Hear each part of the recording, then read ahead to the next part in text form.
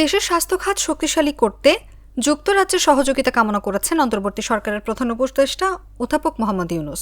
বুধবার রাষ্ট্রীয় অতিথি ভবন যমুনায় যুক্তরাজ্যের বাণিজ্য দূত ব্যারোনিস রোজি উইন্টারটনের সঙ্গে বৈঠকে তিনি সহযোগিতা কামনা করেন। বৈঠকে উভয় পক্ষ দ্বিপাক্ষিক সম্পর্ক আরও গভীর করার অঙ্গীকার পুনর্ব্যক্ত করেন। এ সময় ব্যারোনেস উইন্টারটন বলেন, বাংলাদেশ ও যুক্তরাজ্যের মধ্যে দীর্ঘ ও বিশ্বাসযোগ্য একটি সম্পর্ক রয়েছে। আমরা বাংলাদেশের চলমান সংস্কার কার্যক্রমের দিক নির্দেশনা দেখে সন্তুষ্ট।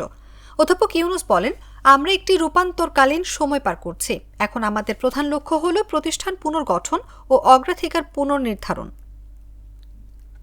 স্বাস্থ্য খাতে দক্ষ জনবলের ঘাটতির কথা উল্লেখ করে তিনি বলেন, বর্তমানে আমাদের দেশে নার্সের ঘাটতি রয়েছে। তবে নার্সিং শুধু বাংলাদেশের নয়, এটি একটি বৈশ্বিক চাহিদা।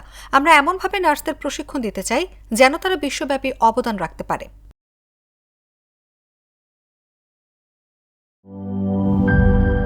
শিয়া বাটার ও ভিটামিন ই সমৃদ্ধ lily glam beauty soap. Lily, always beautiful.